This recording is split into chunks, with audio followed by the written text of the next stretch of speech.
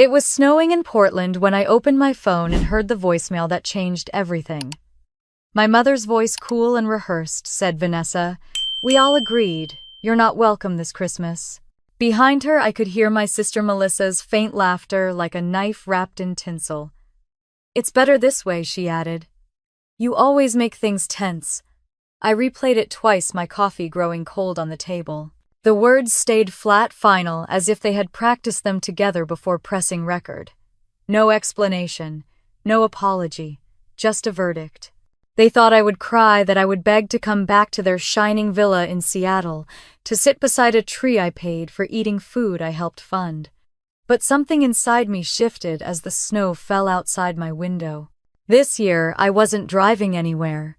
This year, I would let silence speak for me, until silence became proof. The morning light was pale and cold, filtering through the blinds in strips.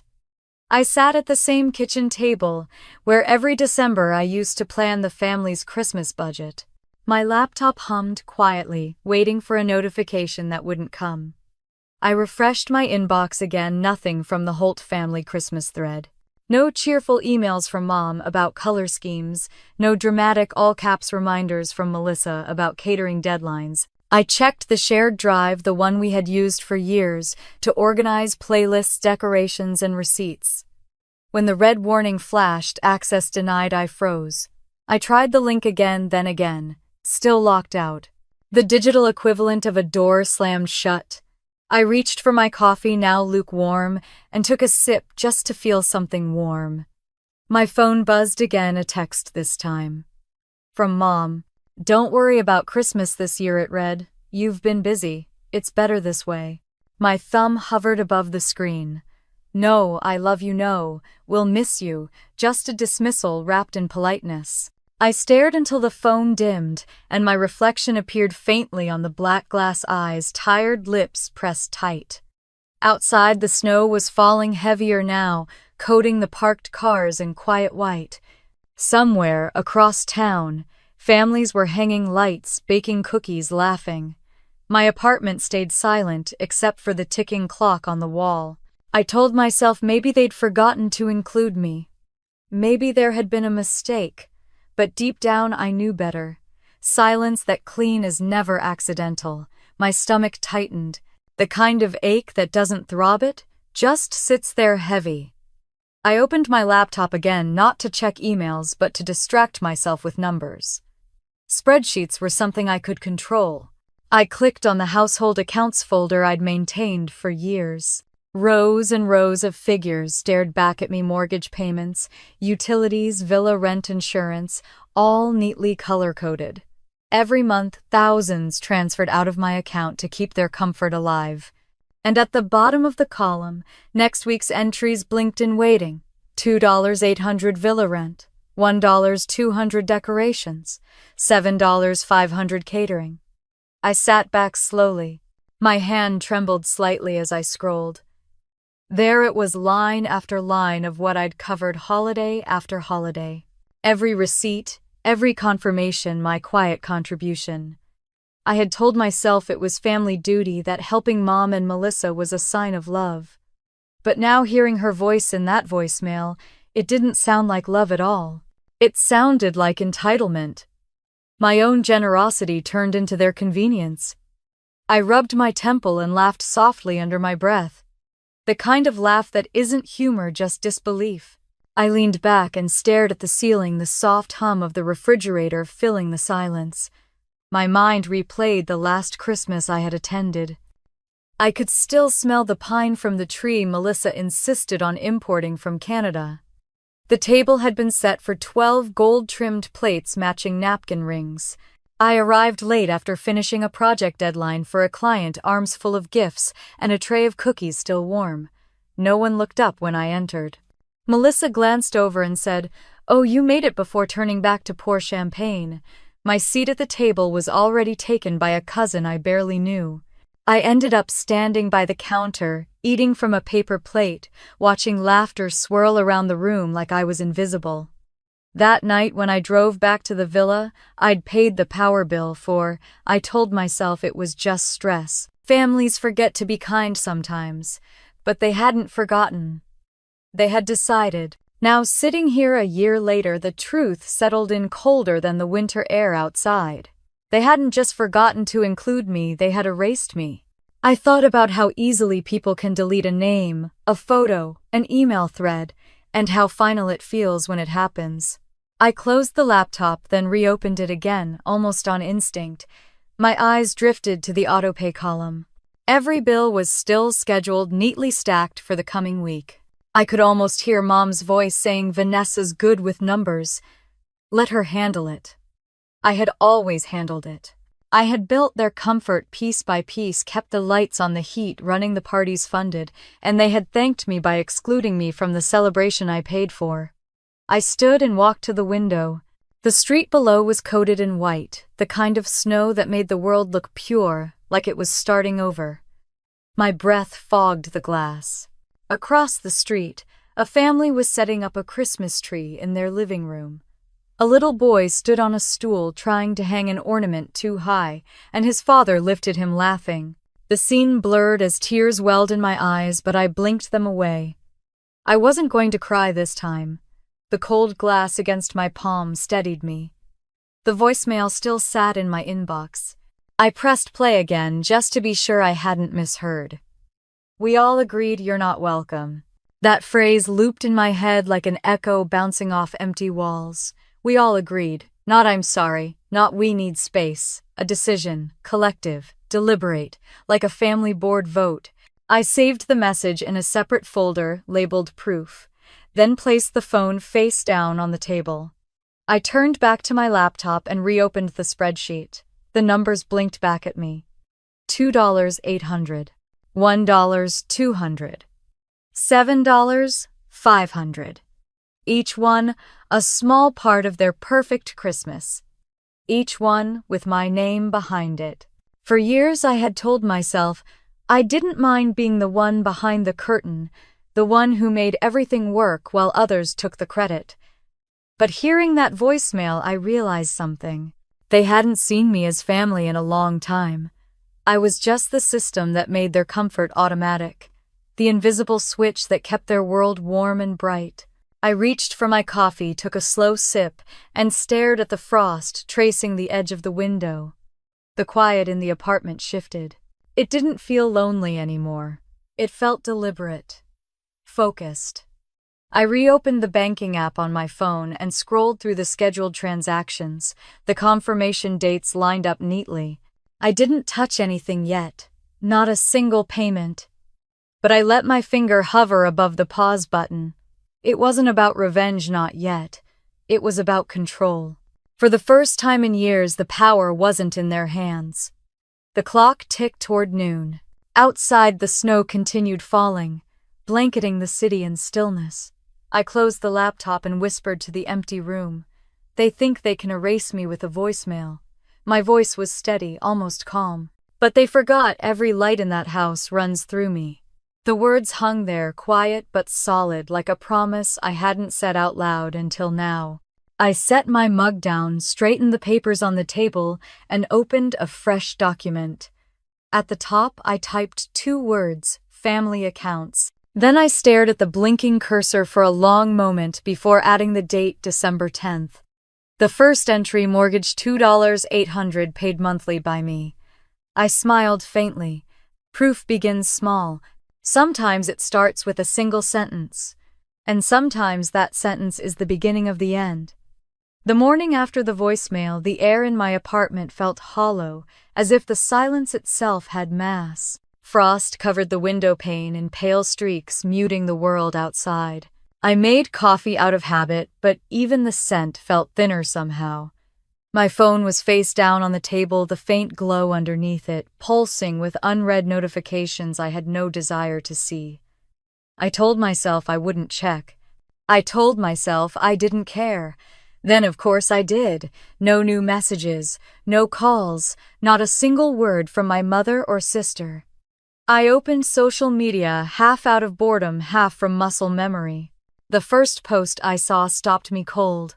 Melissa had posted a photo of the villa's entryway draped in garlands and gold lights. Her caption read, Can't wait for our family weekend, love my people. The words made my throat tighten. The decorations looked familiar, too familiar. I zoomed in and recognized the custom wreath I'd ordered last year and stored at the villa. I had paid for it. My name wasn't anywhere near that post, but my money was in every inch of it. I saved the post to a private folder labeled Record. It wasn't spite, it was instinct. I was an accountant. Documentation was my defense. Still, I stared at that image for a long moment before closing the app. Outside, the morning sun was dull, and the city quiet under a thin veil of snow. It looked peaceful in the way grief sometimes does. I opened my phone again and searched for our family group chat, the one called Holiday Hub. It wasn't there. My stomach dipped. I scrolled up, typed the name again, checked archives. Nothing. Gone. I switched to my email, hunting for the usual messages about logistics and menus. My search returned a single result thread deleted by organizer. I could almost hear Melissa's voice saying, "Simpler this way." My hands felt cold against the keyboard. I opened the shared drive we'd used for years to plan events. Each folder that had once held grocery lists, playlists, and receipts now read "Access Restricted." I clicked repeatedly until the words blurred. It was a clean-cut, digital, and precise. No yelling, no explanation, just erasure. A wave of nausea rose in me, but it wasn't from shock. It was recognition. I'd felt this before years ago in smaller ways, when they'd cropped me out of a photo to fit the frame or left my name off a card by accident. This was just the logical conclusion of a pattern they'd been rehearsing for years. I switched to my photo library. There were hundreds of images, birthdays, graduations, holidays. In half of them, I wasn't there. Sometimes I was behind the camera, other times cropped out entirely. Each edit felt like a little death, quiet but deliberate. I whispered under my breath, "You didn't just forget me. You deleted me." The sound of my own voice startled me. I closed the photos and stared at the empty black screen for a while. The reflection that stared back didn't look fragile, just tired. I reached for my planner and wrote one line on a blank page, "Silence is evidence too." The days stretched on like cold honey. Around noon, my coworker Derek called to check on a year-end report. His voice was cheerful. "Ready for Christmas chaos, yet not this year," I said. "Good for you," he laughed. "You deserve a break." His words were so casual, but they felt heavier than anything my family had said in months. I thanked him, promised to email the spreadsheet, and hung up. The contrast hit me like a quiet truth-kindness from a coworker, felt more genuine than anything my blood relatives had offered in years. That night, I made myself dinner: pasta, garlic, a glass of wine. I set one plate, one glass, one candle. The ritual felt strange but comforting in a way I hadn't expected. On the TV, a commercial blared about family Christmas deals. I muted it. The only sound left was the gentle hum of the heater and the faint laughter from a neighbor's apartment. I sat with my meal half eaten and opened my banking app without really thinking. The numbers loaded, lines of quiet responsibility staring back at me. There they were, scheduled transactions, the mortgage, the utilities, the villa's property tax. All still active, all mine. It hit me slowly, like watching frost form on glass. Even after being cut off, I was still funding their celebration. My name might not be on the guest list, but it was on every bill. The absurdity made me laugh out loud, the sound sharp and bitter. "They built their Christmas on my autopay," I said, softly to the empty room. I closed the laptop and leaned back in my chair. The room felt too quiet again. I tried to distract myself, flipping through channels, checking email, but nothing held. Eventually, I opened the family photo folder again, scrolling through years of moments I'd captured. My mother's birthday dinner, Melissa's engagement, the charity gala, all events I had helped plan, pay for, and photograph. Each picture was polished and perfect, but it told the same story. I was the invisible scaffolding, holding up their spotlight. My phone buzzed on the counter. For a second, my pulse jumped, maybe finally an apology. But it was a bank reminder, upcoming payment December 27, $2,800, the villa's rent. I stared at the message, then at my reflection in the window. The city lights shimmered in the glass like ghosts. I whispered, "They wanted a Christmas without me. Let's see how that feels." But I didn't move yet. I wasn't ready. Instead, I opened a notebook and began listing everything I'd been paying: mortgage, $2,800 divided by month; utilities, average $350 divided by month; internet, $140 divided by month; insurance, $200 divided by month. I wrote until the page filled. Then I flipped to the next. Each number steadied me. Each dollar was proof that I hadn't imagined the weight. By midnight, the apartment was silent, except for the faint hum of the fridge.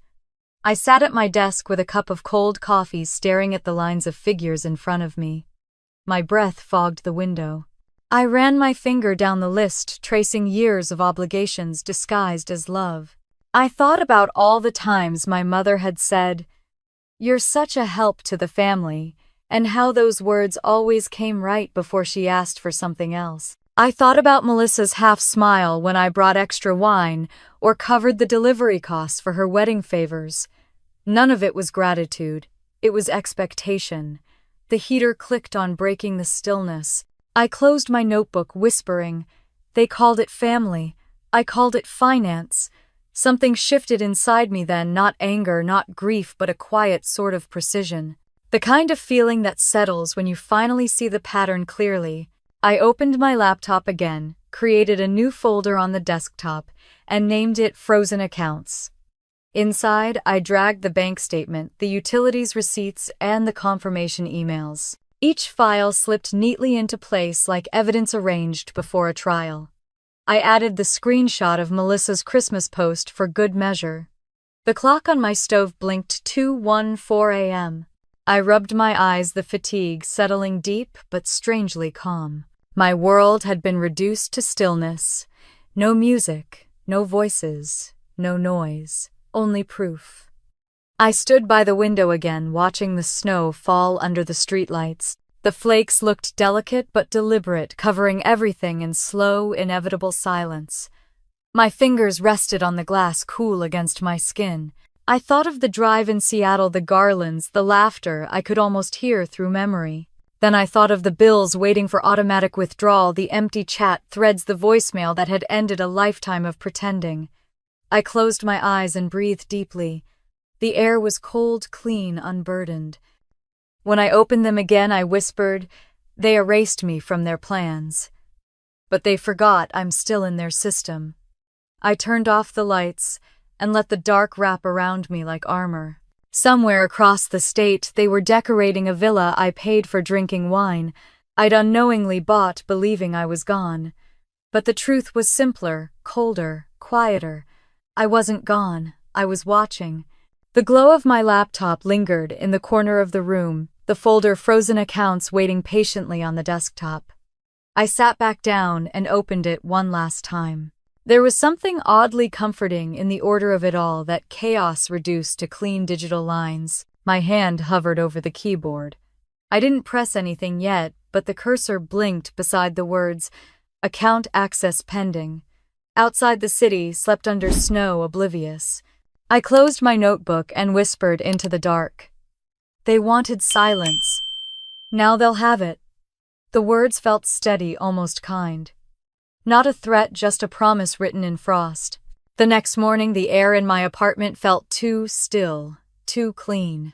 I woke up before sunrise, unable to shake the thought that the numbers I saw last night weren't just reminders of bills, they were fingerprints of betrayal. The coffee maker hissed quietly as I opened my laptop, the blue light flickering across the wall. My spreadsheet waited calm and silent, like it knew what was coming. A new email sat in my inbox, subject line, "Payment Confirmation, December."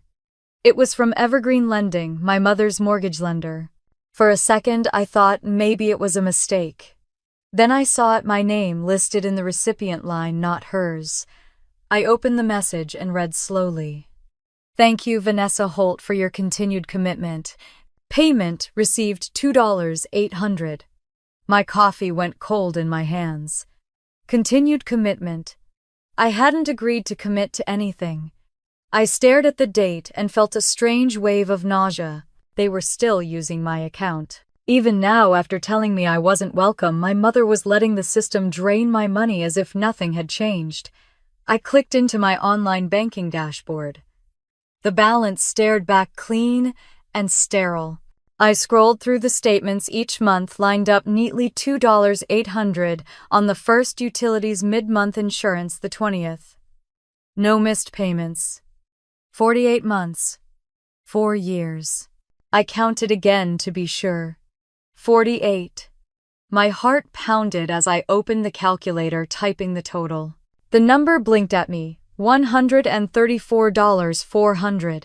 That was just the mortgage. Add gas, electric, water, internet taxes, another $19,000, maybe more. I leaned back, my stomach twisting. 4 years of my life had quietly disappeared into that house. 4 years of dinners I didn't eat, lights I didn't switch on, heat I never felt. I took a long breath and opened my printer drawer, pulling out a fresh sheet of paper. I began writing line by line the amounts, the dates, the confirmation codes. My pen left small indentations in the paper, firm and steady. Numbers don't lie. Numbers don't change their story to fit the audience. By the time I was done, the table was covered with receipts and statements. The evidence looked almost beautiful, rows of black ink lined up like a confession. I opened the filing drawer under my desk, searching for the original loan paperwork. My fingers brushed against a folder marked Evergreen Mortgage, 2019. I pulled it out and unfolded the documents slowly. There it was in fine print: primary owner Diana Holt, and below, smaller, colder, co-borrower Vanessa Holt. The words blurred. I blinked hard, but they stayed the same. No mention of shared ownership, no equity, just liability. I remembered that day. My mother's kitchen smelled like lemon polish and coffee. She'd waved her hand dismissively when the loan officer explained the terms. It's just to help me get approved. Once things stabilize, we'll switch it to both our names. Melissa had been there too, stirring sugar into her coffee, smiling. You know Mom wouldn't cheat you, Ness. Don't be dramatic. I'd believed them. I signed the line. I had wanted to be useful. That word had always felt like love. Now, years later, that signature was an anchor tied around my neck. I sat very still, my thumb tracing the indentation of the notary stamp on the corner of the page. A deep, slow ache settled in my chest, not sharp like anger, but dull like recognition. This wasn't new. This was just the first time I'd seen it printed in black and white. I folded the paper carefully, slid it back into the folder, and whispered, "They never planned to share. They only planned to take." Outside, snow fell again, soft flakes swirling past the window like the world had decided to start over without me. I stood and went to the kitchen for another cup of coffee, but the smell turned my stomach. Instead, I filled a glass with cold water and stared at my reflection in the window. My eyes looked darker, sharper. Not broken, just awake. I carried the glass back to the table and sat down in front of my laptop. I logged into the electric company's website. My name filled the top of the screen: primary account holder Vanessa Holt. Billing address: Villa, Seattle. Next tab: gas company. Same thing. Internet provider. Same. Insurance policy. Every single account had my name first. Every password, every email. And every one of them billed to the same address, the house that no longer had a seat for me at the table. I scrolled through the confirmation emails one by one. Payment received. Autopay confirmed. Account in good standing. It read like a compliment for a job I didn't remember applying for. My hands trembled slightly as I began taking screenshots. Click Save label. Utilities, proof, 2020. Internet, records, 2021. Mortgage, payments, 2022. Each file slid neatly into my desktop folder, titled Frozen Accounts. I wasn't sure why I was saving it all. Maybe because for so long I'd been told that memory was unreliable, that I was too sensitive, that I misunderstood. Screenshots didn't misunderstand. When I finished, I leaned back and looked at the glow of the laptop in the dark room. The files lined up neatly, a digital reflection of my life.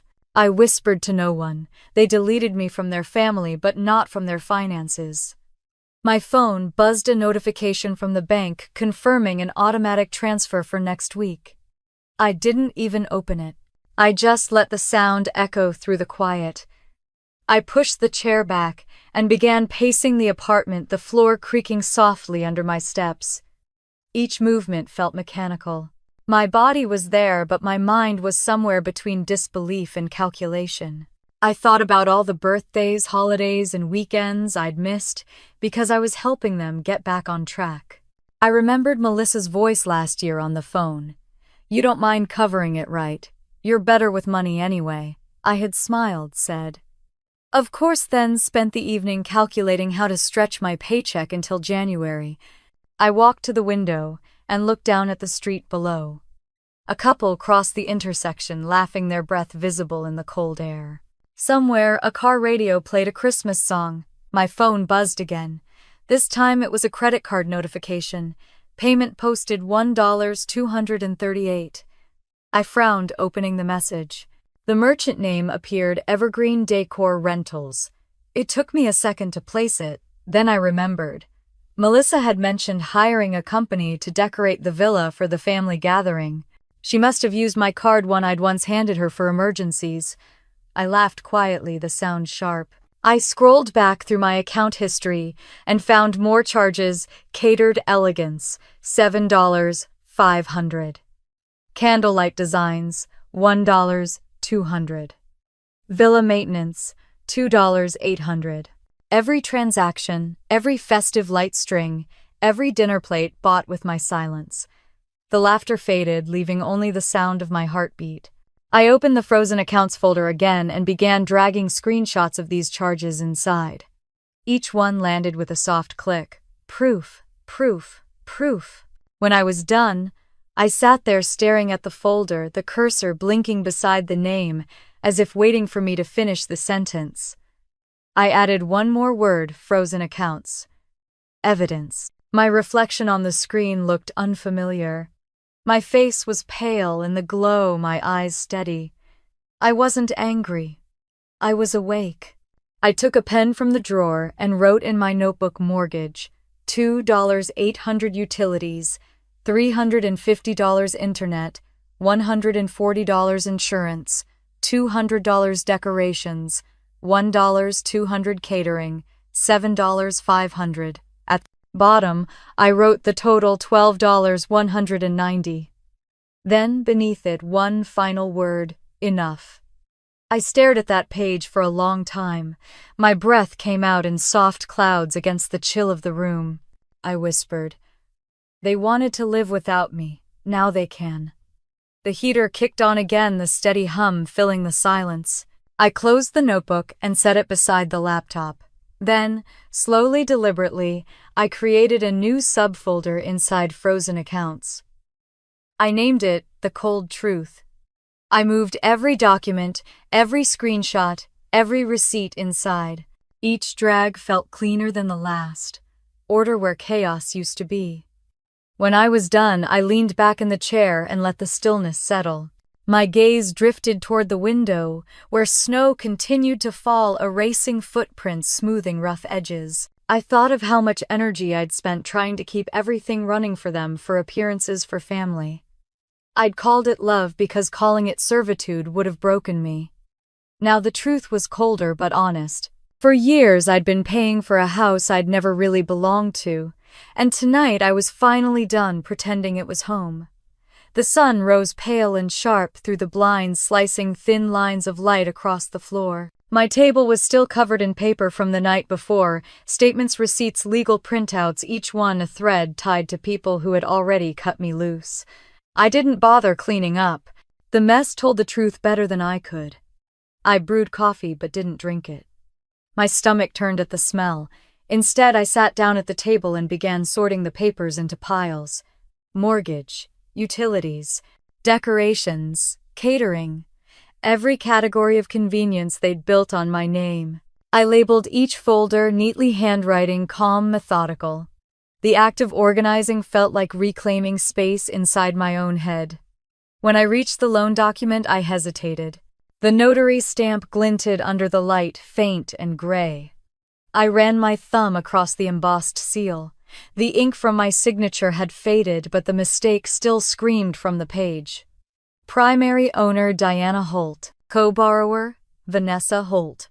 The words hadn't changed overnight, but the way I read them had. They were no longer just fine print. They were the architecture of my blindness. I'd wanted to help to prove that I was dependable, that being single and childless didn't make me selfish. And in doing so, I'd handed over 4 years of my life. I remembered that morning in my mother's kitchen. She'd smiled sweetly, sliding the documents toward me across the counter. "It's just until the bank trusts me again," she'd said. "You're good with finances. This will be easy for you." Melissa had been leaning against the fridge, scrolling on her phone. "You know Mom would never take advantage of you," she'd said without looking up. I'd laughed, nervous but trusting. Of course not. Now, sitting in my apartment, the memory felt surgical, precise, clinical, stripped of warmth. That moment hadn't been love. It had been a transaction dressed as affection. I took a red pen from my drawer and underlined the words, "No ownership claim," 3 times. Then I wrote in the margin, "intentional." The silence in the apartment deepened. Outside, snow began to fall again, whispering against the window. I thought of every smaller betrayal that had led to this. The time my mother forgot my birthday because Melissa's car broke down. The night I drove 3 hours to deliver Christmas gifts I'd bought, only to find everyone already gone to dinner. The mornings after family gatherings, when my inbox filled with, "Can you cover the bill until next week?" They'd built their comfort one withdrawal at a time. Every time I paid, they thanked me less. Every time I asked for clarity, they called me sensitive. I pushed the papers aside and stood. The air in the apartment felt heavy. I opened the window a crack, letting the cold in until I could breathe again. Somewhere below, a neighbor was shoveling snow, his radio faintly playing a Christmas song. The normalcy of it stung. Life went on perfectly unaware that mine had been quietly rewritten by the people who were supposed to protect me. I sat back down and opened my laptop. The banking portal blinked to life, a sterile landscape of balances and transactions. Each green checkmark beside autopay active looked like a scar. I scrolled through every active connection, studying the system I'd built, one that had kept them comfortable and me invisible.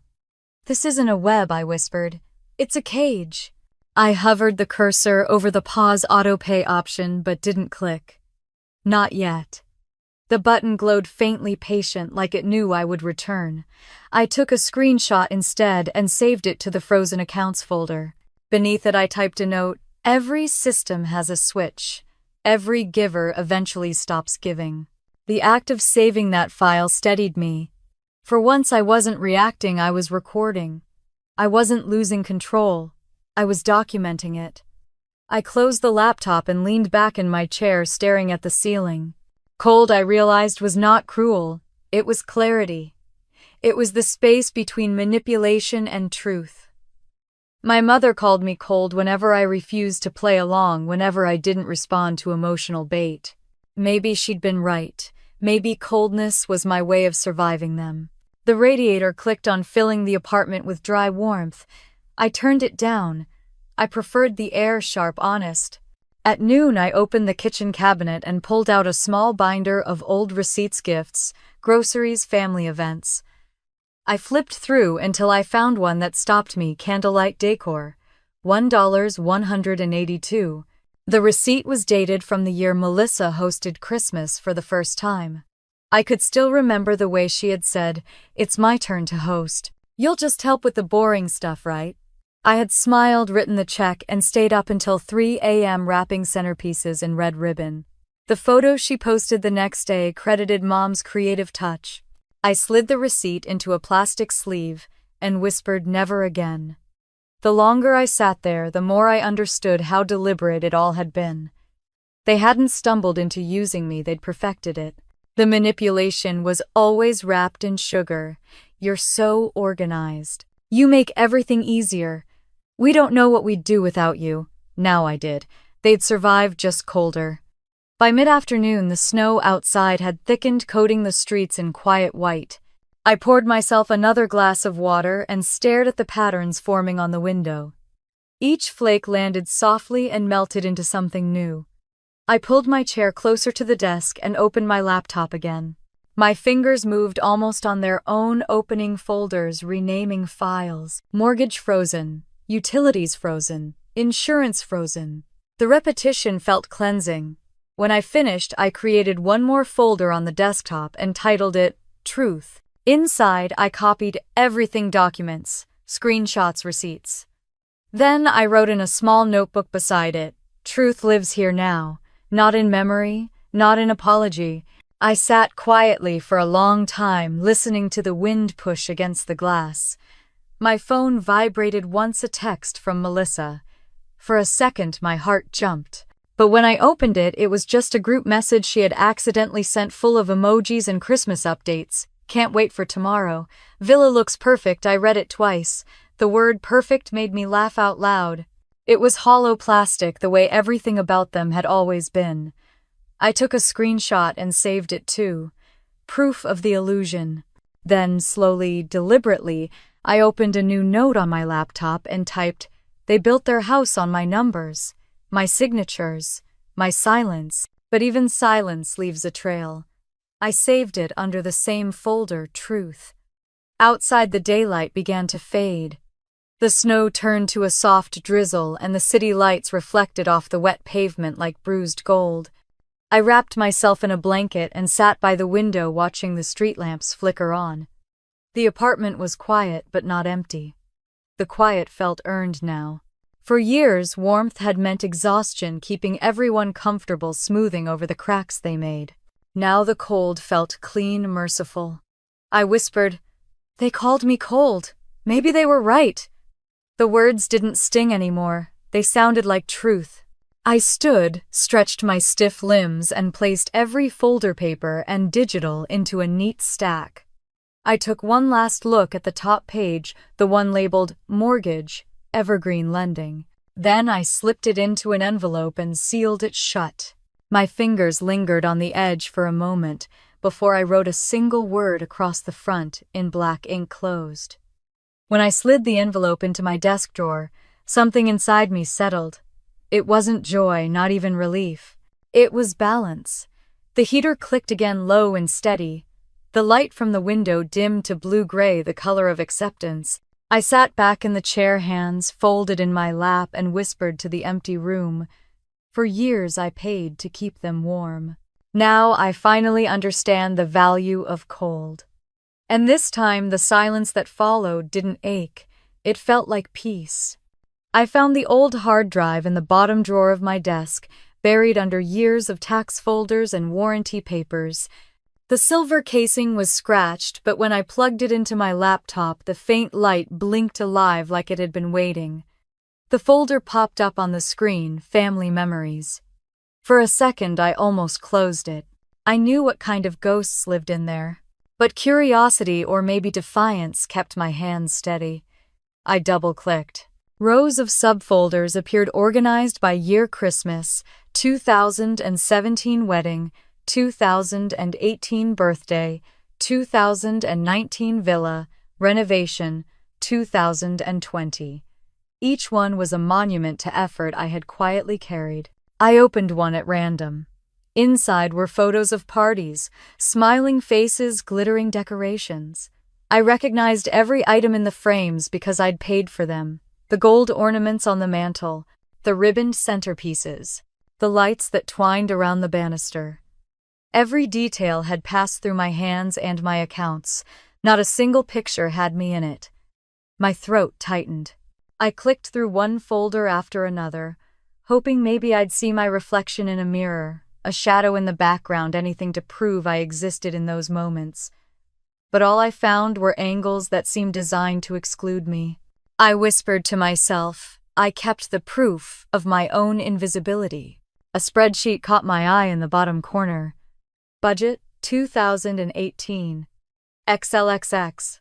I opened it.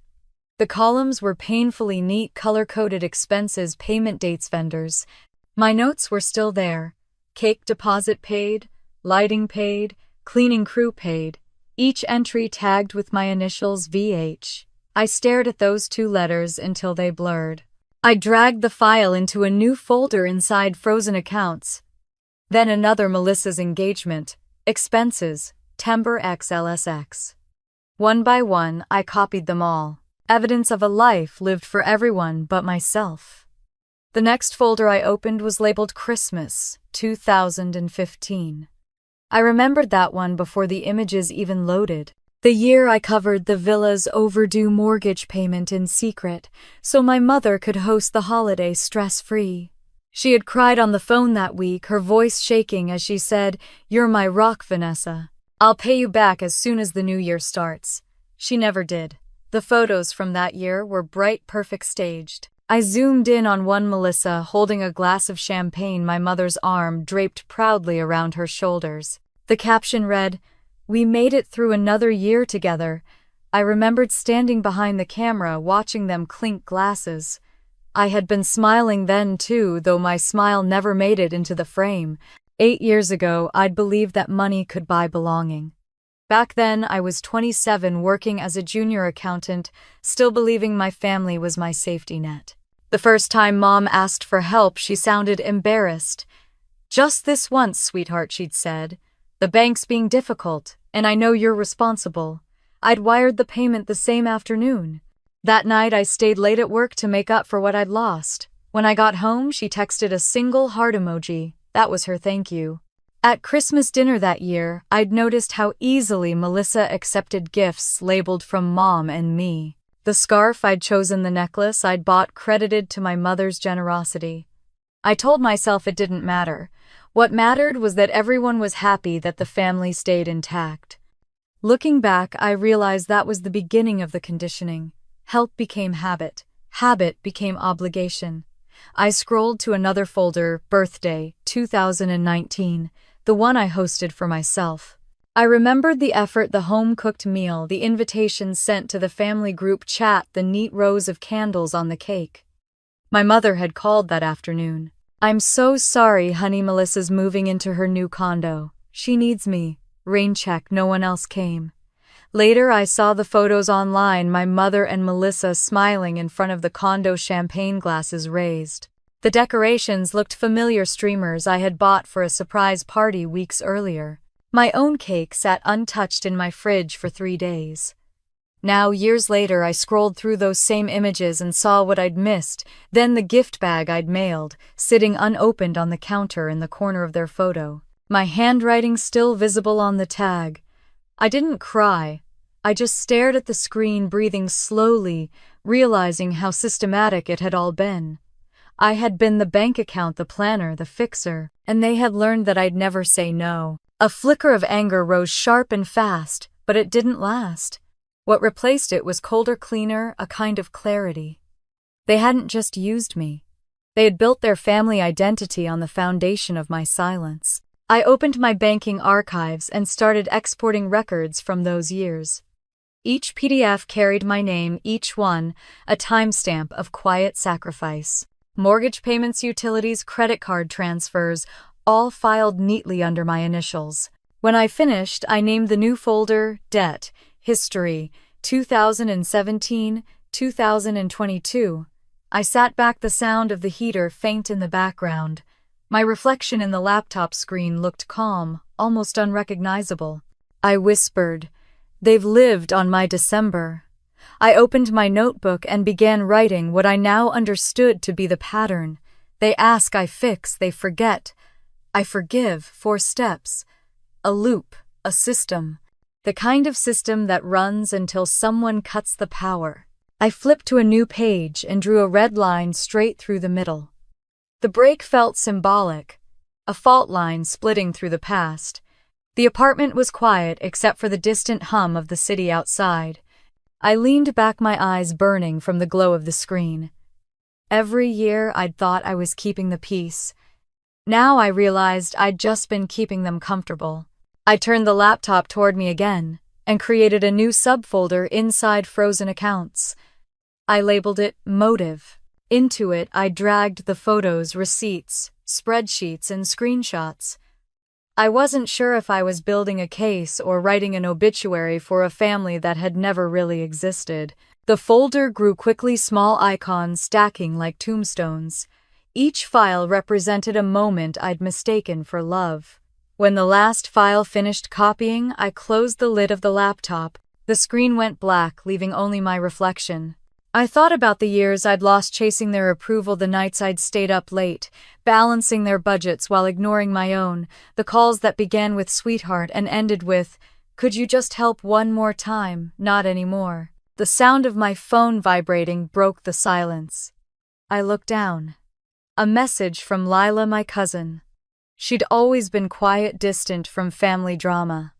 "Hey Vanessa. I probably shouldn't tell you this, but I recorded something last week. You might need to hear it." My pulse quickened. I typed back, "What is it?" A few seconds later, the 3 dots appeared. Then a new message.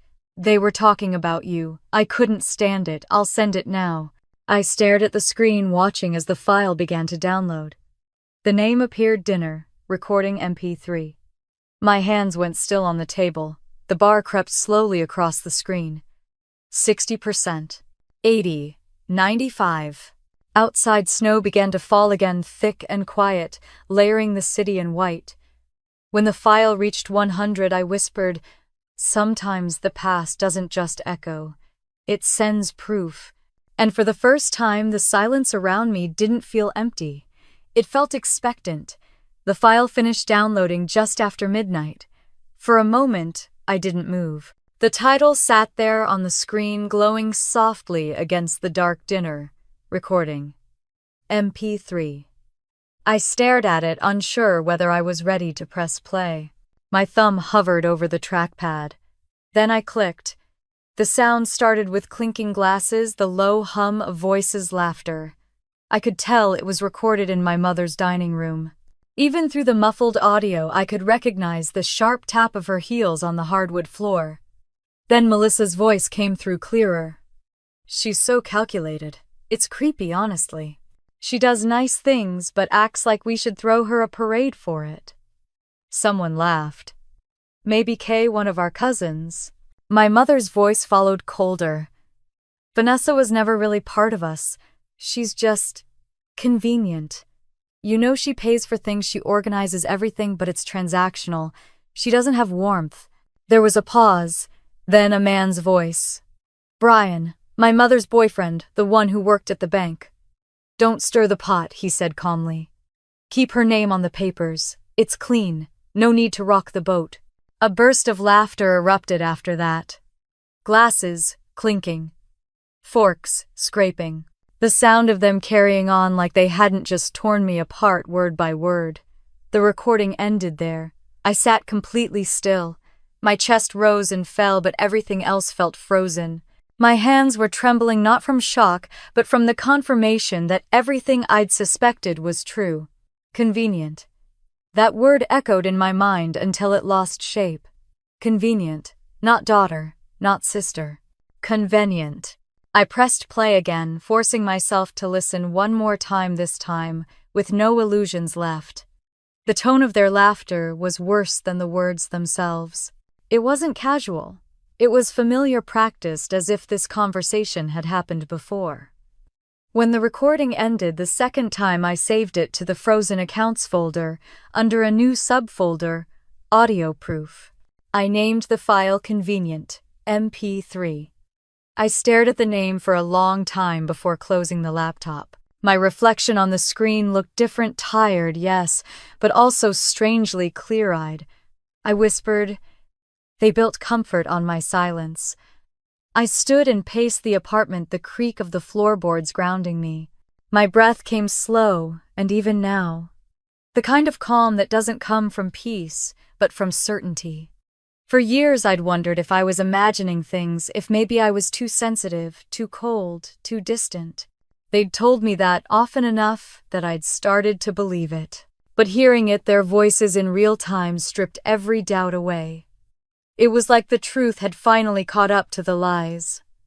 I poured myself a glass of water, my hands still shaking slightly. I set it on the table beside my laptop and pressed my palms flat on the surface to steady myself. The cold from the glass seeped into my skin. There was something grounding about it. Cold was simple. Cold told the truth. I opened my notebook and wrote at the top of a blank page. They said I'm convenient. They're right. Convenience ends when the service stops. My handwriting was sharp, deliberate. Then, beneath that line, I made a list of every active account. I managed mortgage, utilities, property tax, internet, gas, electric, insurance, catering, villa, rent. I wrote each one out carefully, noting the account numbers and draft dates. Next to each, I drew a small empty box. I leaned back in my chair, tapping the pen against the paper. Those boxes were waiting for something. At the top of the page, I wrote one word in block letters: freeze. The decision didn't come from rage. It came from logic. I wasn't erasing anyone. I was ending an agreement that only one side had honored. My phone buzzed. A message from Lila. "Did you hear it? I'm so sorry. I just couldn't let them talk like that without you knowing." I typed back, "Thank you, Lila. I'll keep it safe." She replied, "Be careful. If they find out, they'll twist it." I stared at that message for a moment, then closed the chat. There was nothing left to twist. The damage was already documented, signed, sealed, and timestamped. I reopened the laptop and dragged the audio file into the evidence folder. Then I copied every spreadsheet, every receipt, every screenshot into one consolidated folder. Each click felt surgical, precise. It wasn't revenge yet, it was preparation. The snow outside had stopped. The street below was quiet, the kind of silence that follows a storm when the world holds its breath. I sat by the window and watched my breath fog the glass. For years I had thought silence meant defeat. Now it meant control. I thought about Christmas Eve, just a few days away. I could picture them in the villa, warm lights, expensive food, Melissa giving her rehearsed toast, my mother nodding with that small, satisfied smile. The sound of their laughter echoing against the walls I had paid to heat. Then I thought of the words in that recording. "Keep her name on the papers. It's clean." I laughed softly, a hollow sound that filled the room. They wanted clean, I'd give them clean. So clean they'd choke on the cold air. I walked back to the table and flipped open my notebook again. I wrote out the steps. 1. Freeze mortgage. $2, $800 monthly. 2. Cancel autopay utilities, electric, gas, water, internet. 3. Revoke catering payment. $7, $500. 4. Stop decoration vendor. $1, $200. 5. Terminate villa lease. $2, $800, due dec 27. Each task had a blank space next to it for confirmation. I tore out the page and pinned it to the corkboard above my desk, my to-do list for freedom. I sat back down and turned on the lamp. The light pooled across the papers, sharp and steady. My shadow fell cleanly across the surface of the desk, and for the first time it didn't look like someone diminished. It looked like someone poised. My mother had once told me, "You always think too much before you act." I used to take it as criticism. Tonight it felt like prophecy. I opened a new folder on my desktop and titled it Action Log. Inside, I created a text file for notes. At the top, I wrote every transaction undone, every tie reversed, every chain recorded. The heater kicked on again, humming low. The air in the room warmed, but I didn't feel it. I was already somewhere colder, clearer. I picked up my pen and checked the first box next to mortgage freeze. I opened the bank's website and logged in. The numbers were familiar, too familiar. Payment schedule recurring. Beneficiary Diana Holt. I scrolled to the bottom and found the option I'd been hovering over in my mind for days. Suspend autopay. My finger rested on the mouse. I whispered, "Not yet." It wasn't hesitation, it was ceremony. I wanted to remember the moment before the click, the breath before the storm. I minimized the window and looked out the window one more time. Snow had started to fall again, thin and deliberate. I pressed my fingertips to the glass, feeling the faint vibration of the wind outside. The city was still awake somewhere out there, but my world had narrowed to this small apartment, this small desk, this small decision that would echo far beyond its size. I whispered to the quiet. They thought erasing me meant I'd disappear. But I'm the foundation they're standing on.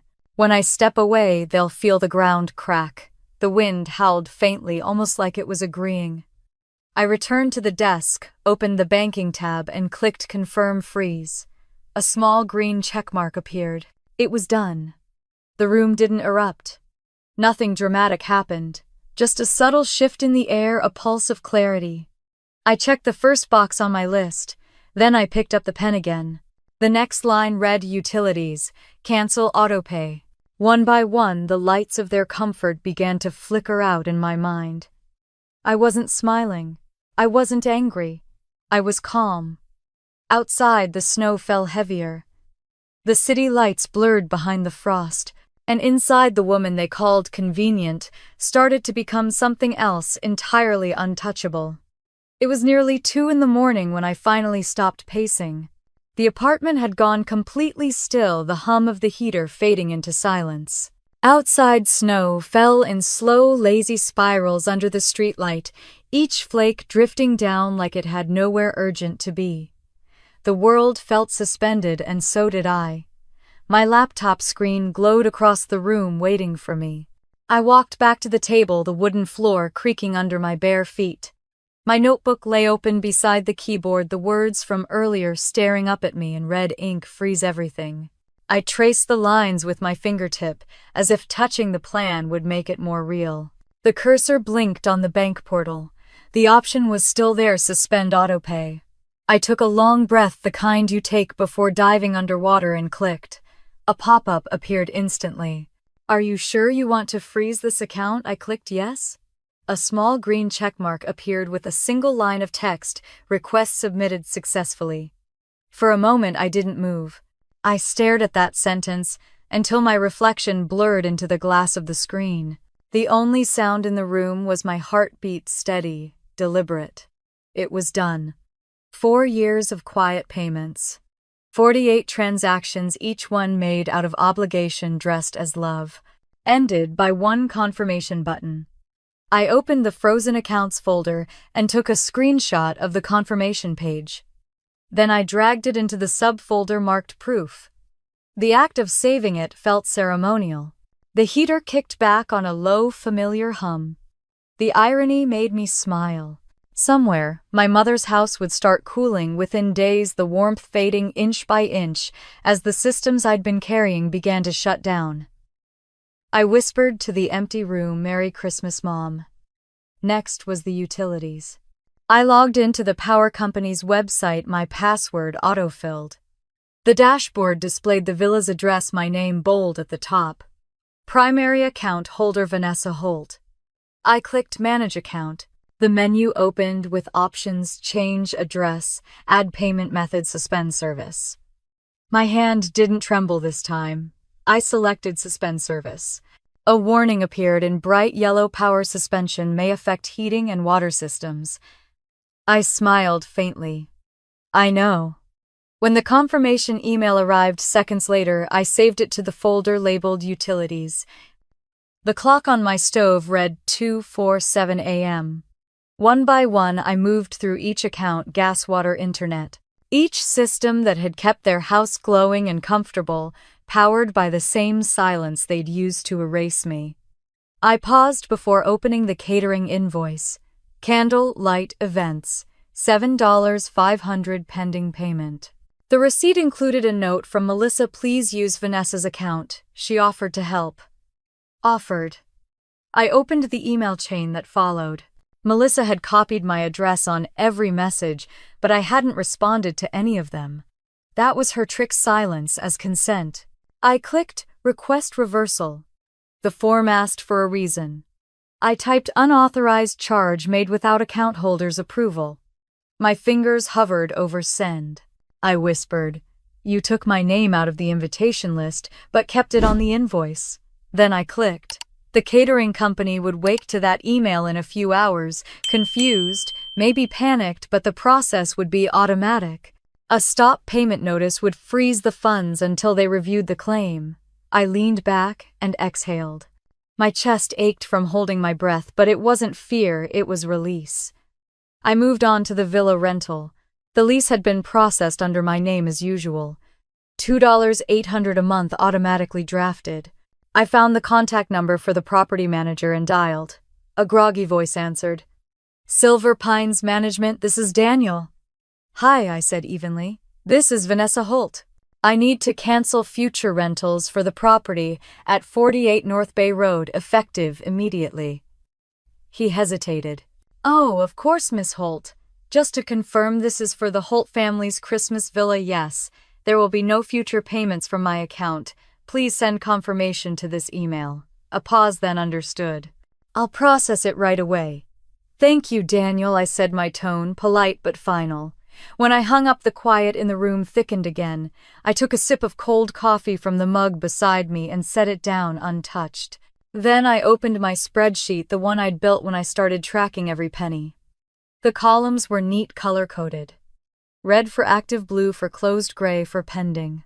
I added one more row at the bottom: villa lease, terminated 12/23, $2,800. Then next to it, in the status column, I wrote frozen. Each update felt cleaner than the last. Every transaction I stopped was like cutting another invisible rope.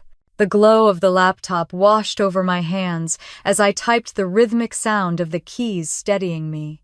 It was strange how quiet power felt. I opened a new folder titled Action Logs and dragged every confirmation inside: screenshots, receipts, notices. I backed it all up to an external drive, then another, 2 copies just in case.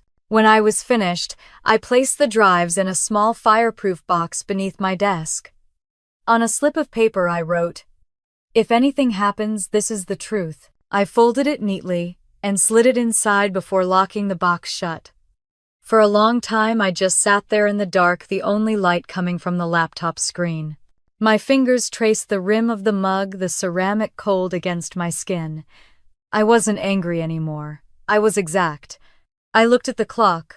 3:12 a.m. The city outside was asleep, unaware that somewhere one quiet woman had just rewritten the balance of an entire family. The heater rattled softly, the air inside too warm now. I turned the thermostat down until the faint hum disappeared. Then I opened my notebook and wrote one final note beneath my checklist: mortgage, frozen. Utilities, frozen. Catering, reversed. Decorations, canceled. Villa lease, terminated. At the bottom I drew a line and wrote total frozen $28,600. The number looked both enormous and small enormous. For the burden it represented, small for the cost of freedom. I stood and stretched, walking to the window. Outside, the snow shimmered under the lamplight, the world muffled in pale silence.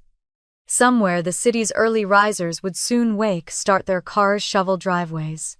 But for now, everything was perfectly still. I pressed my palm against the cold glass and whispered, "They thought silence made me weak. They never realized it made me dangerous." The reflection in the window looked unfamiliar. Eyes, sharp posture, straight, no trace of the woman who used to wait for invitations that never came. I turned away and shut off the lamp. The apartment fell into shadow, but the glow of the laptop lingered like a heartbeat on the desk.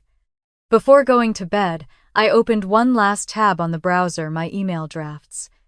3 messages sat there ready but unsent, one addressed to a local reporter, one to the nonprofit director where my mother volunteered, one to Brian's branch supervisor at the bank. Each message contained attachments labeled proof. No accusations, no insults, just facts. I reread the first line of each draft. "Please find attached documentation regarding financial discrepancies tied to the Holt household." All materials are verified and traceable. I hovered over the send button, then closed the tab. Not yet. Timing mattered. Tomorrow would be Christmas Eve.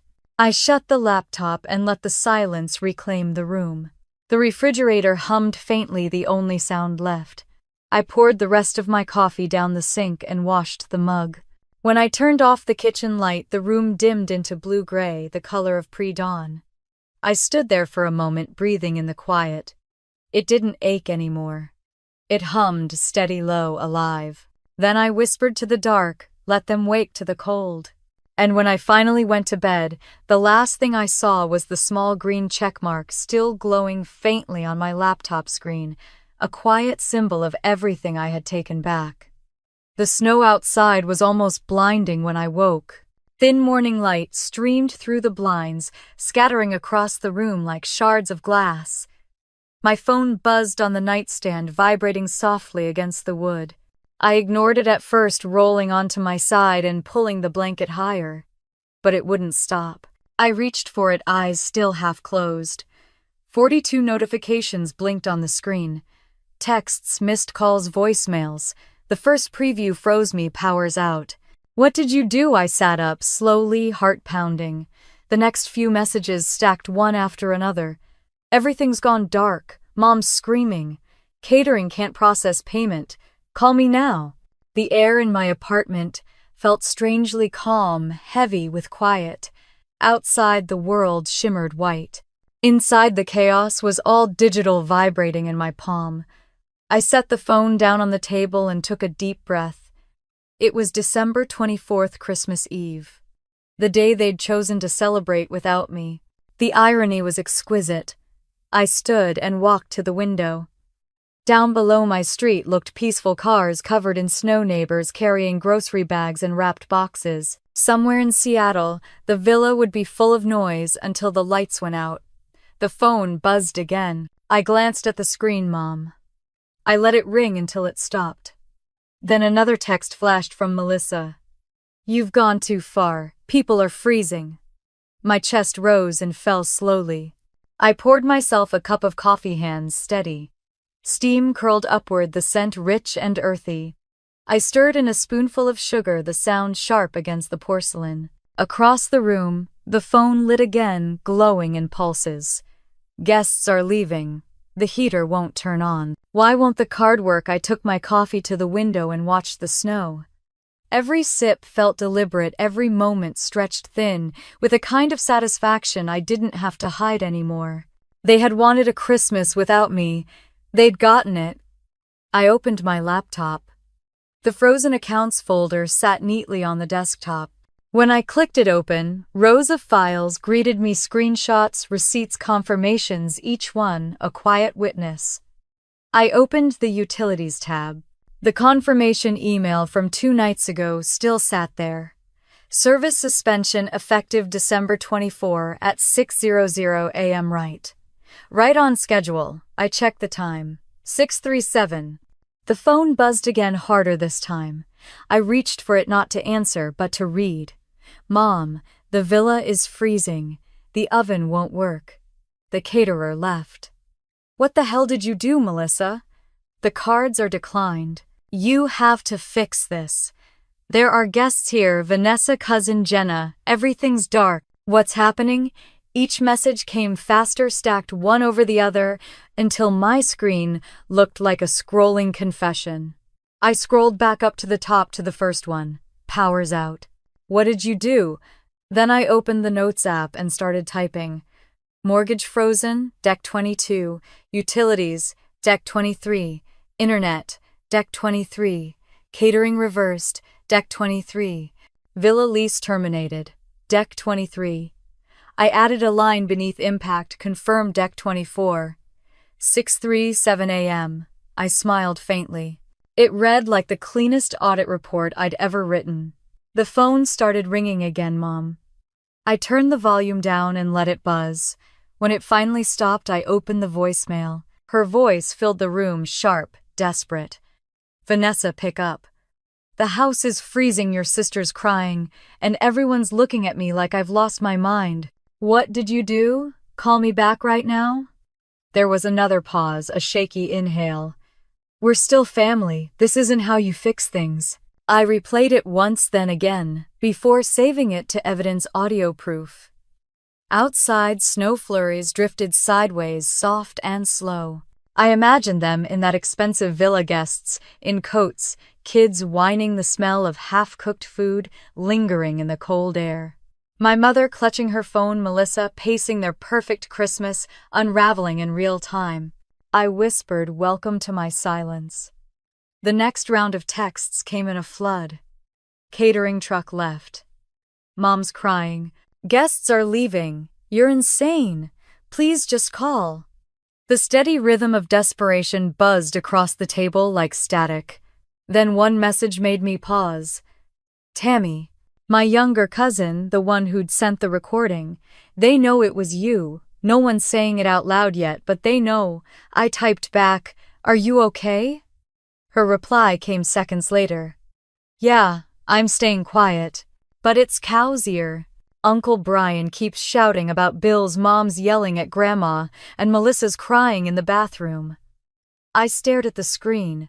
The image formed in my mind, like a film playing in slow motion, my family's perfect facade shattering one light bulb at a time. I typed, stay out of it, Tammy. Let them own what they built. She sent one last message before going silent. You were right. I set the phone down beside my coffee and exhaled. The smell of roasted beans and quiet victory filled the room. I leaned against the counter and looked around my apartment. It wasn't much, bare walls, simple furniture, but it was warm, stable mine. No one else's name on the bills. No one else holding the remote. Another wave of texts came through. This time, Melissa's tone had changed. Please, Vanessa, I don't know what to do. Everyone's cold. The kids are crying. You win, okay, just tell me how to fix it. I didn't reply. I opened my browser instead and refreshed my email. 2 new messages blinked in my inbox. The first from the electric company, service suspension confirmation, 48 North Bay Road. The second from the catering company, reversal request approved. Funds returned to account. I clicked both open, read them twice, and then quietly dragged them into action log. The phone started ringing again.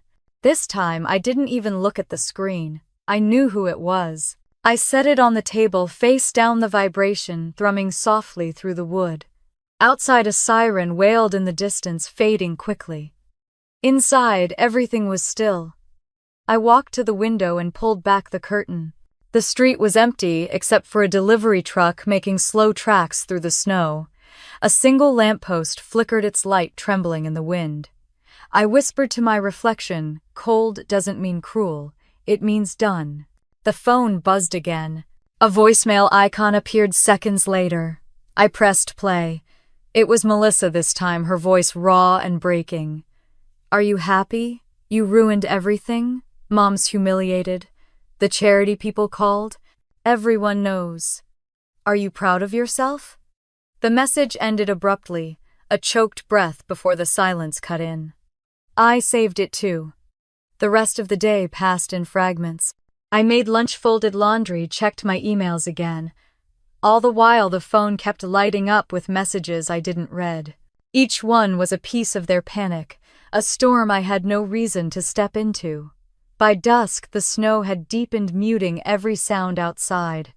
I lit a single candle on my counter, its small flame trembling in the draft. At 6:45, a new message came through from Tammy. Everyone's gone. Power's still out. Mom says Grandma keeps repeating your name. I typed back one word, good. Then I set the phone face down again. Through the window, I could see the city lights flickering faintly in the distance like faraway fires. My reflection looked calm, unrecognizable. The woman staring back at me wasn't the quiet daughter who kept peace by swallowing her pride. She was someone new, someone who understood that silence could be a weapon sharper than any word. I sat on the couch, wrapped in a blanket, listening to the faint hum of my refrigerator. My coffee had gone cold, but I didn't care. They had spent years calling me cold. Tonight I finally agreed with them. I reached for my notebook and wrote the final entry under Action Log Christmas Eve outcome. Confirmed. Villa dark. Catering cancelled. Power off. Cards frozen. Family in disarray. I added one last line beneath it. Emotional temperature steady. Then I closed the notebook, leaned back, and let the silence wrap around me. The snow kept falling outside, slow and relentless. Somewhere miles away, my family's perfect Christmas collapsed into darkness. And here, in my quiet apartment, every light stayed on. By morning, the storm had passed, leaving the city washed in white and silence. My apartment felt unusually bright. The phone on the table was still littered with messages from last night, some unread, some already forgotten.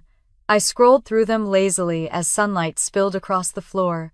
Somewhere between the dozens of missed calls and frantic texts, one notification stood out, a news alert. The headline made me pause.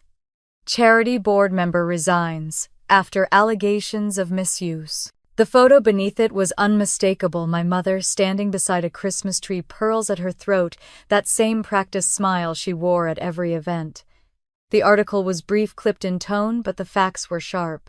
The board had announced a temporary step-down for Diana Holt pending review of financial irregularities linked to property payments and donations. I read it twice. Then I laughed. The sound surprised me. It wasn't bitter, just hollow, like air escaping a sealed jar. I set the phone down beside my coffee mug. The taste of it was too sharp this morning, but I drank anyway. For years, my mother's reputation had been her real religion. She prayed to appearances, worshipped perception. And now the image she'd spent a lifetime polishing had cracked under the light of truth. My screen lit again. Melissa, this time, you did this, didn't you? The papers are talking. Mom's crying. You've destroyed her. I stared at the message for a long moment before typing back a single word, no. Then, after a pause, I added, she destroyed herself. I didn't hit send.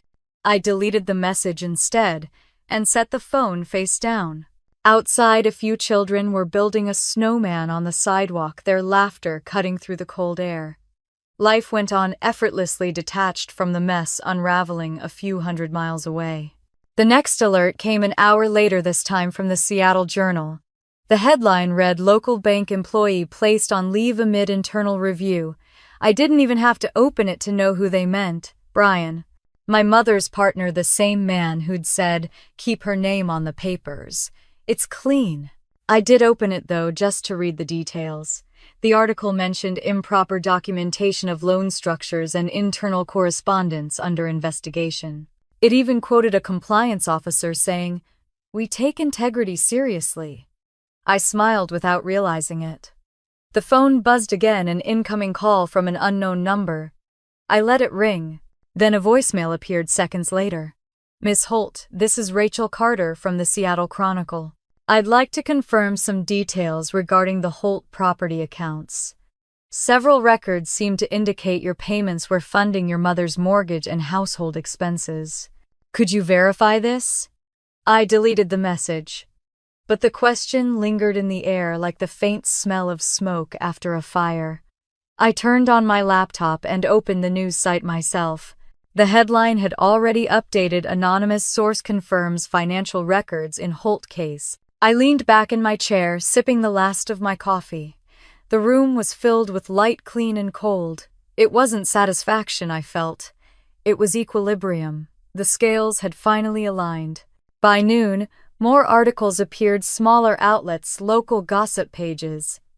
Each one repeated the same story. A respected family, a hidden trail of money, quiet impropriety that finally caught the public's attention. None of them mentioned my name. They didn't need to. Everyone who knew the family knew the truth. My phone buzzed again.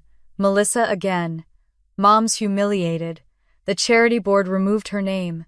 You've ruined her life. The neighbors won't stop calling. Greg's office just suspended him because of the bank review. Are you proud? Each message came harder than the last, like she was throwing them at me. I read them all calmly, then took screenshots, habit now, not emotion, and saved them in the frozen accounts fallout folder. It wasn't vengeance, it was record-keeping. After a while, another name appeared on the screen, Lila. They're all fighting, she wrote. Uncle Brian's blaming Melissa. Your mom's yelling at everyone. Grandma's crying. No one knows what to say. I typed back, stay out of it. It's not your fight. Lila replied, I just wanted to say, thank you. They always treated you like the problem. Now everyone sees who they really are. That made me pause. I stared at the message longer than I meant to. After a moment I typed, I didn't want to ruin them. I just stopped paying for the lie. Lila sent a heart emoji. Nothing more. The apartment felt quieter after that. I turned off the news and walked to the window. Outside, the afternoon sun had begun melting the snow into slush. The sound of dripping water echoed faintly against the street. For the first time in years, I didn't feel invisible. I thought about my mother, her voice, echoing in my memory. You can't survive without us, Vanessa. But I had, and they couldn't survive without me. The irony was almost poetic. My phone rang again, this time a number I recognized, Rachel Carter, the reporter. I answered. Miss Holt, she began, polite, professional. I wanted to confirm the authenticity of several payment records tied to the Holt property. Are they yours? Yes, I said quietly. Every one of them. Rachel hesitated. Would you like to go on record? No, I said. This isn't my story to tell. It's theirs. I understand, she said. Thank you for confirming. We'll keep your name anonymous. Do that, I said, and hung up. When I checked the Seattle Chronicle again an hour later, a new article had gone live. It was longer, sharper. Leaked documents reveal 4 years of silent payments behind Holt family finances. The piece described everything in exact, cold detail. The mortgage, the utilities, the charity donations. It never used my name, but every sentence carried my fingerprints. I closed the laptop. My heart wasn't racing. My hands weren't shaking. I just sat there in the sunlight, breathing evenly. For the first time, their empire of guilt and gratitude had collapsed under its own weight. By evening, Melissa's tone had changed. The anger was gone. The messages were shorter. Please. Mom's not speaking. She hasn't left the house. Brian's office took his ID. He's on leave. People are calling us thieves. I didn't respond. At 7, Lila texted again. Mom says Grandma keeps asking where you are. No one knows what to tell her. I typed, tell her I'm fine. There was a long pause before she replied. She'd be proud if she knew the truth. I didn't know how to answer that, so I didn't. Instead, I walked to the kitchen, poured another cup of coffee, and stood by the window as the last light drained from the sky.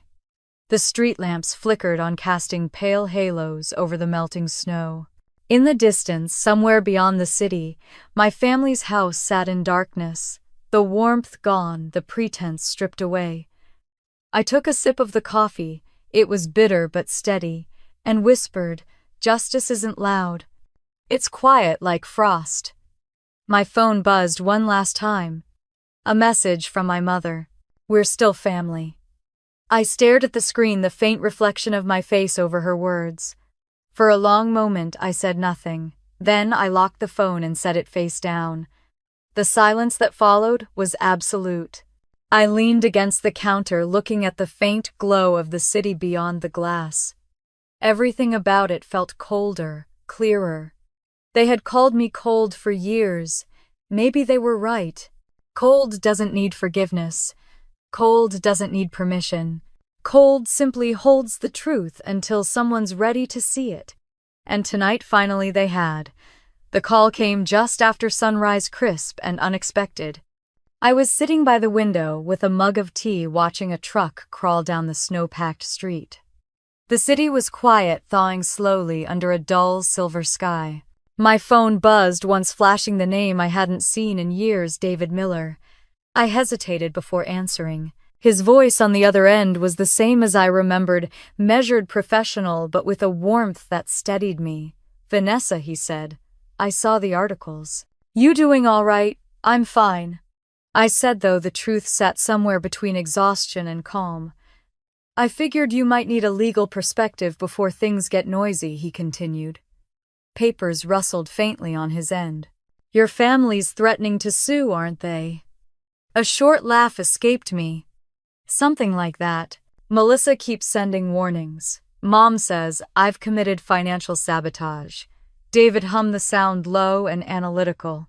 I read the details you sent over last night. Vanessa, every account, every payment, every subscription was in your name alone. You didn't take anything. You simply stopped giving. His certainty hit me harder than I expected. For months I had been running on instinct, emotion, survival. Hearing it put so plainly, you stopped giving, made something inside me settle.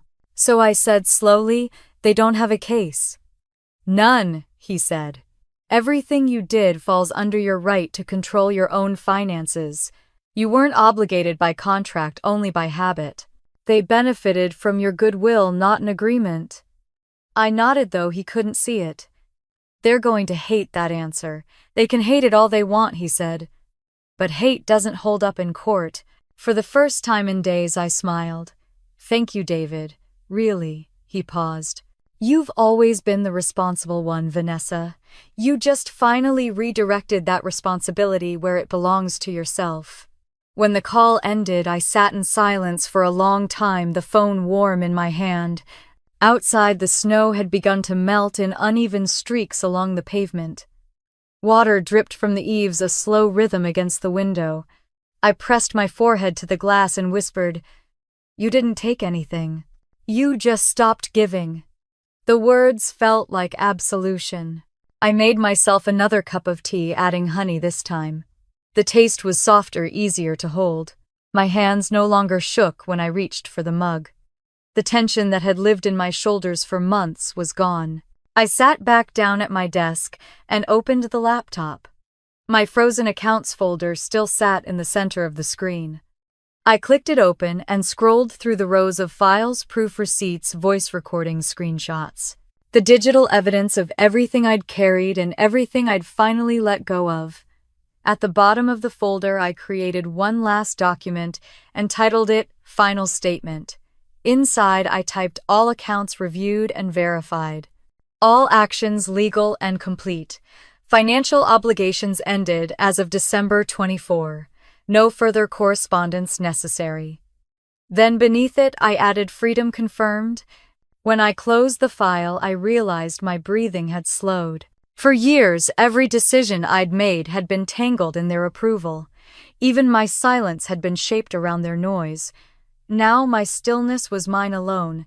My phone buzzed again, this time with a new message from Mom. I hesitated before opening it. "We talked to a lawyer. He said you're within your rights. But Vanessa, we're still your family." "Why are you doing this?" I stared at the message for a while. The same tone she'd always used, polite, deliberate, laced with guilt. She still believed that family was a chain that couldn't be broken, only tightened. I typed a reply, because love isn't supposed to feel like debt. Then I deleted it. Instead, I took a screenshot and saved it to my folder under post-reaction, Mother. Some messages deserved silence more than answers. By noon, the local news had updated their story. I saw my mother's photo again, this time under a new headline, Community Board Removes Holt Name, following financial review. The language was cold, factual. Records confirmed that Miss Holt's property payments were made by an unrelated account holder. No criminal charges are being pursued. Unrelated. The word lingered on my screen, sharper than it should have been. I closed the browser and sat quietly tracing the rim of my teacup with my thumb. For so long, I'd fought to stay related, to belong, to be part of something that only saw me as utility. Maybe unrelated was what freedom sounded like. Later in the afternoon, the phone rang again. The caller ID read private. I almost ignored it, but something told me to answer. Miss Holt, a man's voice said, "This is Andrew Fields, from Cascade Bank's Compliance Division.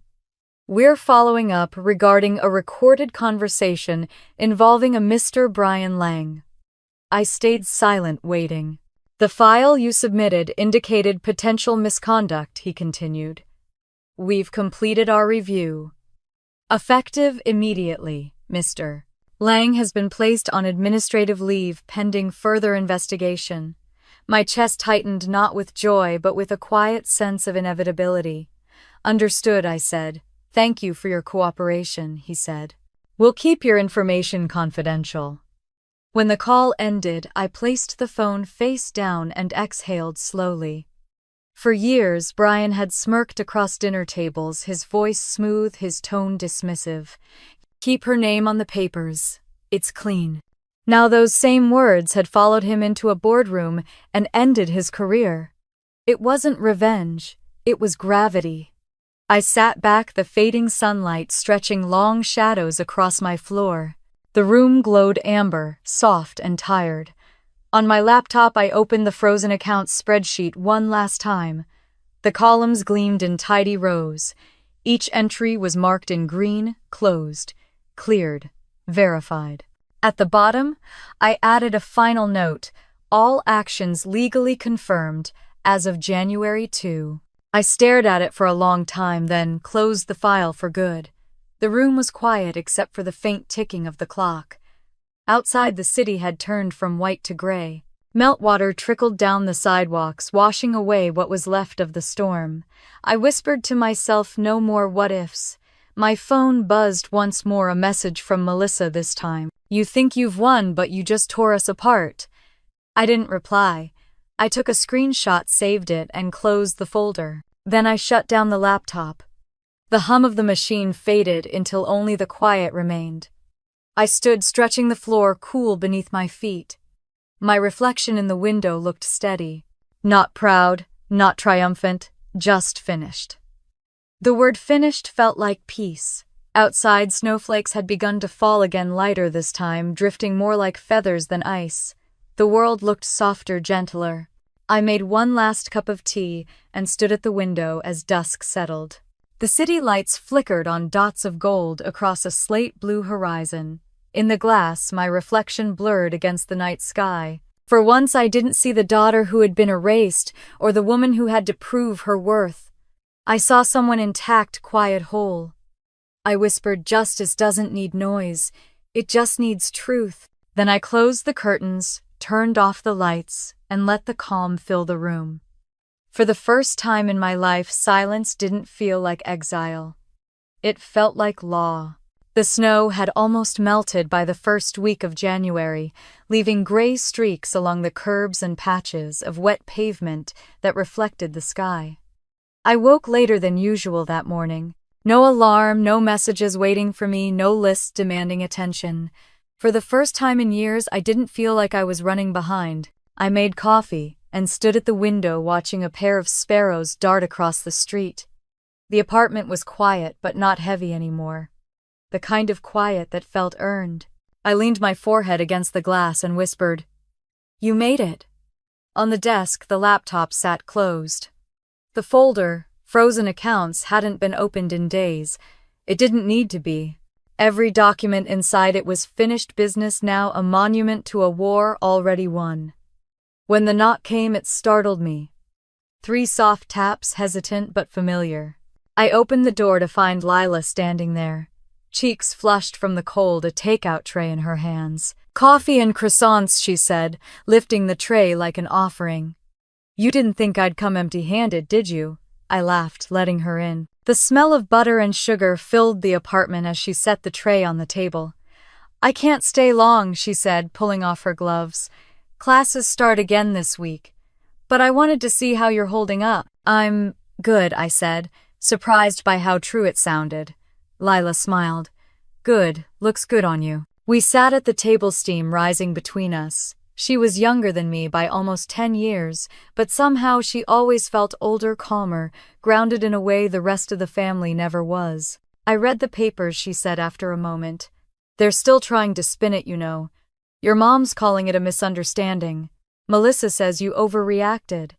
I sipped my coffee. "They're consistent, I'll give them that." Lila laughed softly. "They're scared. Not just of the exposure of the quiet. They don't know what to do when you don't argue back." I nodded. Silence is a language they never learned. For a while, neither of us spoke. The heater hummed in the background. Outside, the streetlight flickered to life, even though it was still morning. Lila pulled something from her bag, a small potted plant, its leaves bright green against the dull gray of the day. For you, she said. Something to take care of that doesn't drain you. I took it from her, smiling. The plant fit perfectly in my hands, small and alive. Thank you, I said quietly. We sat for another hour talking about her classes, her plans, how she was thinking of transferring to a university across the country. When she stood to leave, she hugged me tightly. Don't disappear again, she said. I'm not the one who vanished, I said, and she smiled before stepping out into the cold. When the door closed behind her, the apartment felt different, lighter, warmer somehow. I set the plant on the windowsill where the weak sunlight touched its leaves. Later that afternoon, I found myself opening the family folder on my computer. Not the one labeled evidence, this one was older. Full of photos, videos, and old emails. I hadn't looked at it in years. The first picture that loaded was from a birthday party.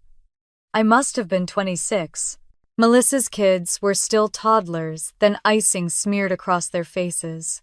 My mother stood behind them, smiling wide, one arm around Melissa's shoulder.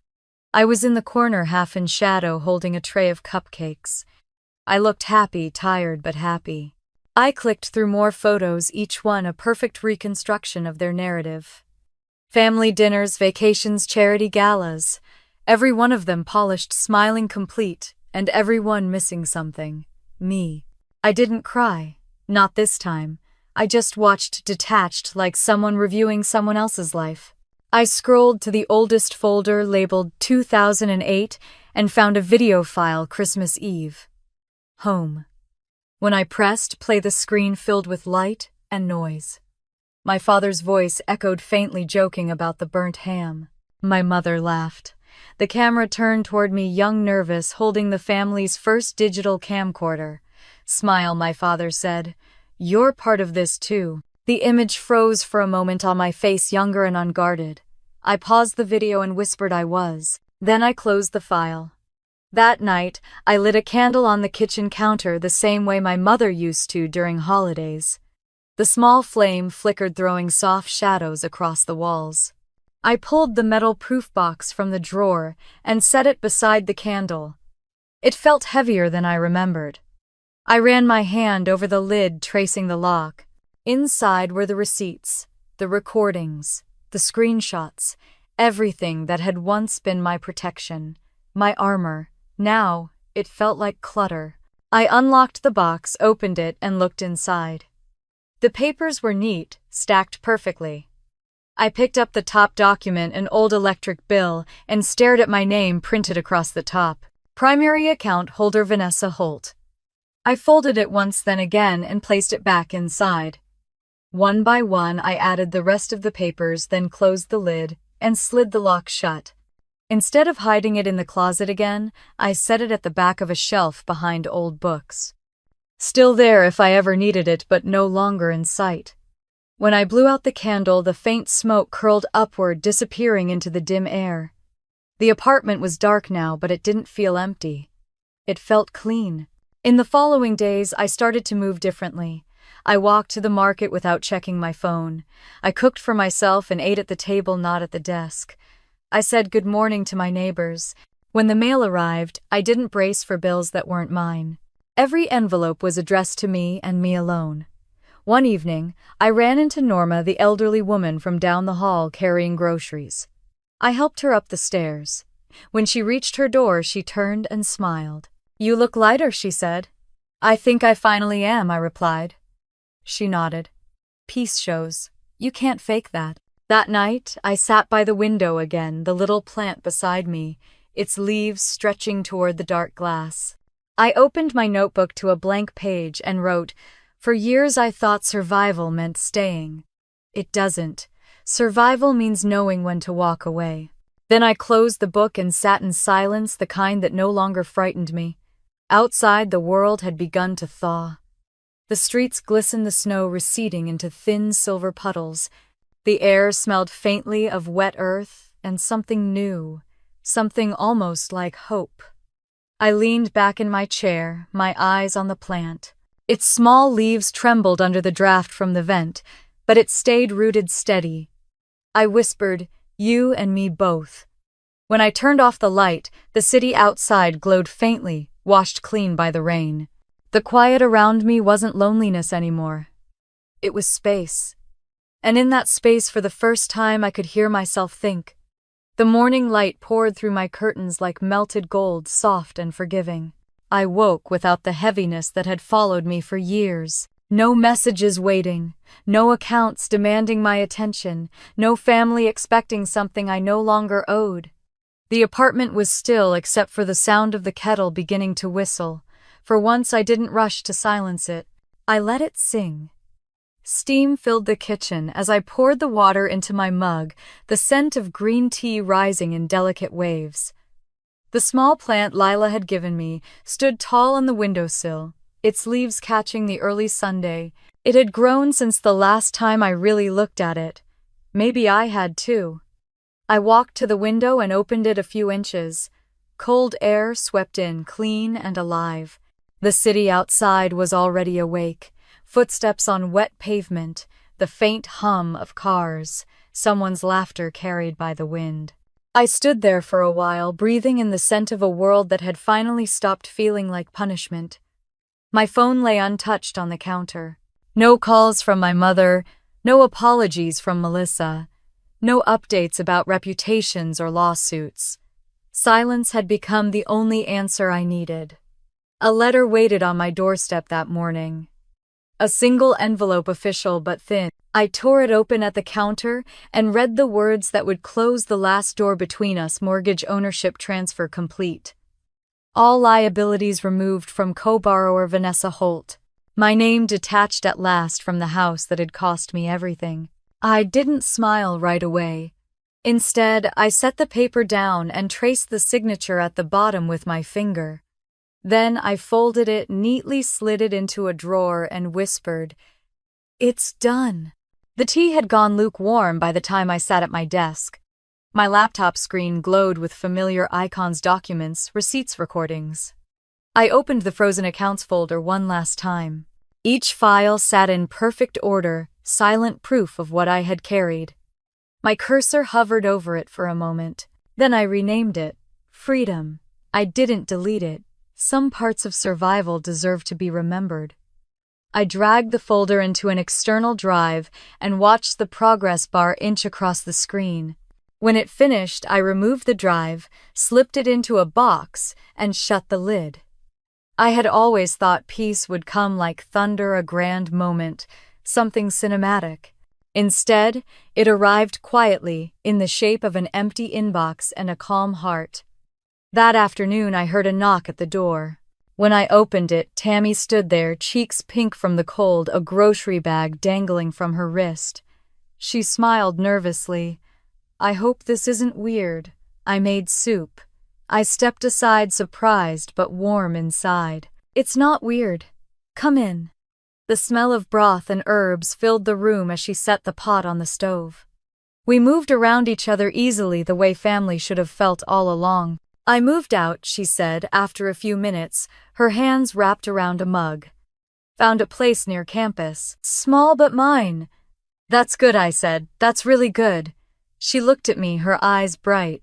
"They're still arguing. Grandma keeps asking about you. Mom won't answer her." I stirred my soup slowly. "Then tell her I'm okay. Tell her I finally found peace." Tammy nodded, then hesitated. "I listened to that recording again, the one I sent you. I don't regret it. I just wish it hadn't come to that." "Sometimes truth costs what we can't afford to keep," I said quietly. We ate in silence for a while. The soup was warm, grounding. When she stood to leave, she hugged me tight, sincere. "You taught me something," she said. "You don't have to set yourself on fire to keep others warm." After she left, I stood by the window again. The city had turned gold in the late light, wet streets, reflecting every glimmer. The plant on the sill leaned toward the glass, reaching. I smiled. I spent the evening sorting through my drawers, clearing away clutter. Old letters, receipts, and notes found their place in a box labeled Past. My hands didn't shake this time. Each paper I folded felt like releasing a ghost. By the time the sun disappeared, the apartment felt lighter. I lit a candle on the counter, just one, the same way my mother used to during holidays. But this one wasn't for her, it was for me. The flame flickered steady soft. I sat at the table and opened a fresh notebook I'd bought earlier that day. On the first page I wrote, "Peace doesn't arrive with applause. It comes when you stop explaining yourself to those committed to misunderstanding you."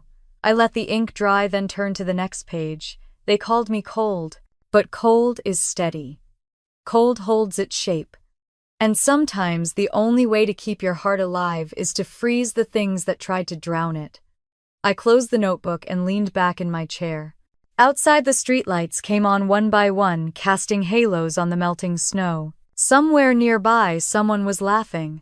Somewhere else, a window opened, and the faint sound of music drifted into the night.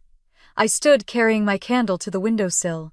The reflection of the flame glowed beside the plant's green leaves. "You're doing fine," I whispered to it. Maybe I was saying it to myself. I didn't need to watch the news anymore. I didn't need to read the articles or check who was blaming whom. I already knew the ending.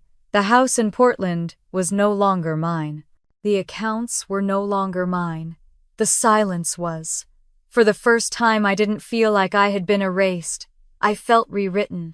Later that night, I opened my phone not to scroll through the past, but to record a note for myself. My voice sounded calm, even you did not destroy them. You simply stopped funding your own erasure. You walked away from a table where love had become a transaction. And when you did, the lights went out not because you were cruel, but because you were the one who kept them on. I saved the recording, then turned off the phone. The candle burned low beside me. I sat in the dim light, my reflection faint against the window, the city stretching quietly beyond. My pulse matched the rhythm of the soft ticking clock on the wall. I smiled. It wasn't the smile of victory. It was the smile of relief, and before blowing out the candle, I whispered, "This is what freedom sounds like." If you've ever carried a family that refused to see you, if you've ever poured yourself into people who only called you convenient, I hope you hear this. You are not cruel for walking away. You are not heartless for protecting your peace. Sometimes the kindest thing you can do for them and for yourself is to stop being the light that burns you out. Tell me, have you ever had to walk away to find your peace? Share your story in the comments. I want to know where you're listening from, what part of your story still needs light. And if this one stayed with you, stay a while. Subscribe because there are more stories ahead about truth, about strength, about the quiet kind of revenge that leads to freedom. The candle flickered once more, then went out, leaving only the warmth it had made behind.